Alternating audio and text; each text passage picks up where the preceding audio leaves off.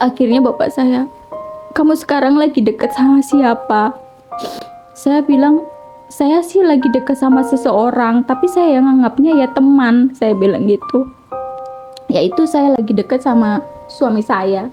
Tapi ya anggapnya teman aja sih, curhat. Karena dari kan kita dari yayasan ya teman-teman, bareng dari yayasan. Jadi kita saling curhat aja. Saya kira juga dia udah menikah, ternyata dia juga belum menikah ya teman-teman. Kata bapak saya kalau lagi deket dia mau suruh main ke sini. Kata saya nanti toh pak. Tapi perkataan bapak saya itu ternyata sama dengan perkataan suami saya. Kata suami saya, tidak semua laki-laki seperti itu sifatnya. Kamu hanya berpedoman pada pengalaman buruk kamu gitu loh. Kamu jangan pernah mengejat semua laki-laki seperti itu. Akhirnya saya sholat istikharah karena suami saya juga bilang katanya dia mau serius, mau main ke rumah.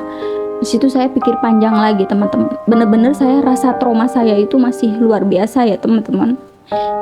Traumanya itu masih takut. Bahkan tidur pun saya nggak pernah nyenyak. Kadang-kadang teringat masa lalu yang sangat menyakitkan buat saya. Akhirnya saya sholat istikharah, ya Allah, kalau memang saya masih ada jodoh, kalau Mas Dais itu jodoh saya, tolong segera dekatkan. Tapi kalau memang Mas Dais itu bukan jodoh saya, tolong jauhkan. Berikan saya kebahagiaan walaupun saya hidup sendiri. Tapi kalau memang saya berjodoh dengan Mas Dais, tolong segera persatukan kami. Akhirnya malam itu saya mimpi teman-teman. Saya udah sering sholat istikharah, saya mimpi saya jatuh ke jurang. Saya ceritanya nyebrang gitu teman-teman. Tapi saya nggak bisa melihat apapun itu. Rasanya di depan mata saya itu ada kabut gitu. Tapi tiba-tiba ada tangan seseorang yang menyelamatkan saya gitu. Di situ muka suami saya.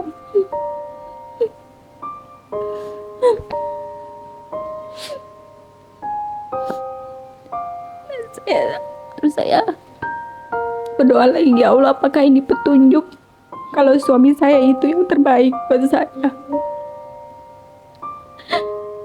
Akhirnya saya bilang ke suami saya kalau ya udah, kalau kamu mau main ke rumah silahkan gitu. Akhirnya suami saya main ke rumah dan saya juga diajak ke rumah beliau. Ketika saya diajak ke Pemalang, jujur ada rasa trauma dan takut sama mertua ya teman-teman. Takut tidak diterima, takut dibeda-bedakan.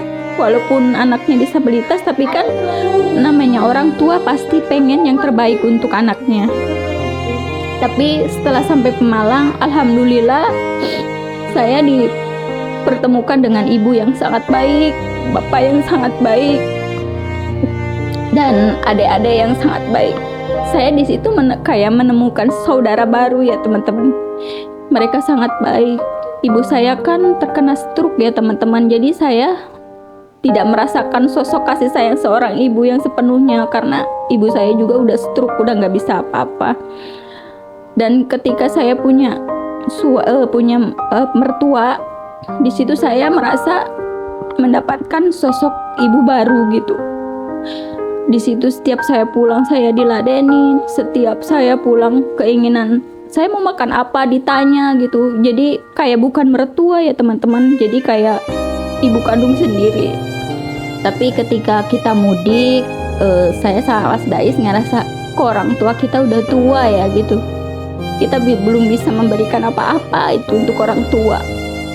Kita hanya bisa untuk diri sendiri gitu. Ya orang tua sih teman-teman gak nuntut apapun. Orang tua tuh udah seneng ya lihat kita hidup mandiri aja udah seneng banget. Tapi di sisi lain kita sebagai anak belum bisa memberikan apa-apa untuk orang tua. Makanya saya selalu berdoa, ya Allah, walaupun dengan keterbatasan saya seperti ini, angkat derajat kami supaya kami bisa membahagiakan orang tua kami dan hidup kami bisa bermanfaat untuk orang lain.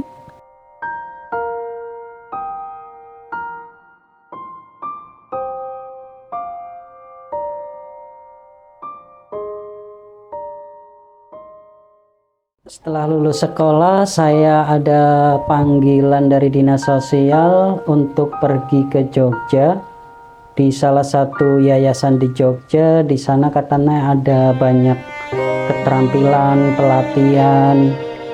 Saya di sana ikut mengikuti pelatihan elektronik dasar sampai lanjutan.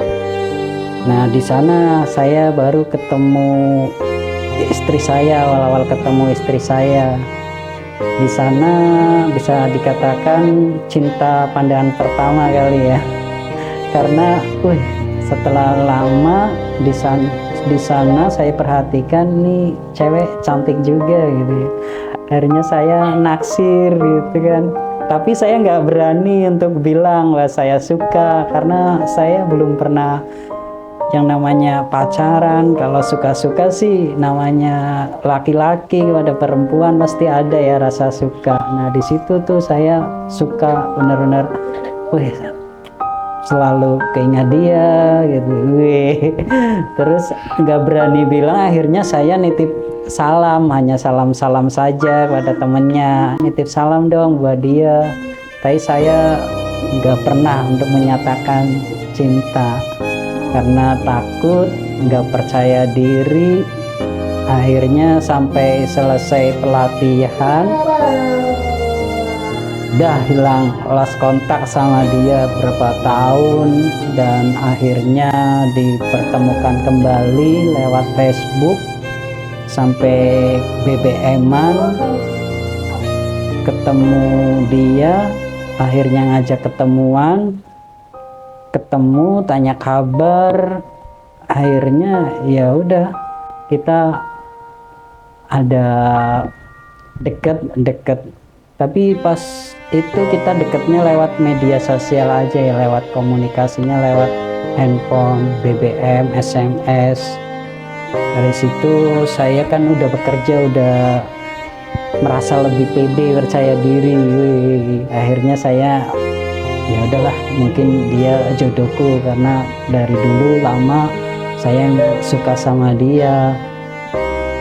Akhirnya dia cerita bahwa rumah tangganya sudah tidak berumah tangga lagi. Akhirnya ya udah saya mantapkan untuk main ke rumah dia, ketemu sama orang tuanya. Gue bilang ingin silaturahmi, ingin menjalin hubungan kekeluargaan lebih dekat lagi. Saya cuti kerja, main ke rumahnya, sekaligus saya ngajak dia pulang main ke Pemalang untuk mengenalin ke orang tua saya. Di situ pas saya main ke orang tua dia di Cilacap, ya ada perasaan takut, tapi karena saya udah bekerja saya lebih pede gitu. Orang kalau mau ingin menikahin anak orang kan pasti ditanyanya pasti seputar pekerjaan. Itulah yang saya membuat pede. Akhirnya saya ketemu sama orang tuanya, sama kakaknya. Itu pun saya belum pernah main sampai ke Cilacap sendirian gitu kan. Berani naik travel waktu itu, naik travel sampai ke rumahnya pun nyasar, nggak tahu. Untung ada dimudahkan lewat komunikasi handphone, dijemput. Ya udah main, ngomong sama orang tuanya bahwa ingin menjalin hubungan keluargaan lebih dekat lagi, dan ingin ngajak si Ica main ke Pemalang untuk dikenalin ke orang tua saya. Akhirnya dikenalin lah dia sama orang tua saya. Terus nggak lama ada komunikasi antara keluarga sama keluarga saya dan keluarga dia. Ya udah, kita pengen serius, kita pengen menjalin hubungan keluarga. Alhamdulillah orang tua saya juga setuju, orang tua dia juga setuju. Akhirnya pada tahun berapa ya, 2018,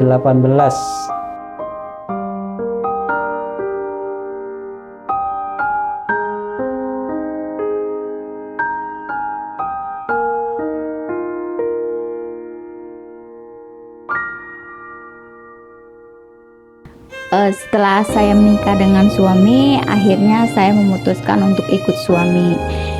Posisi itu saya juga masih kerja ya teman-teman di salah satu bank, tapi saya memutuskan untuk tidak bekerja karena kita beda kota gitu loh.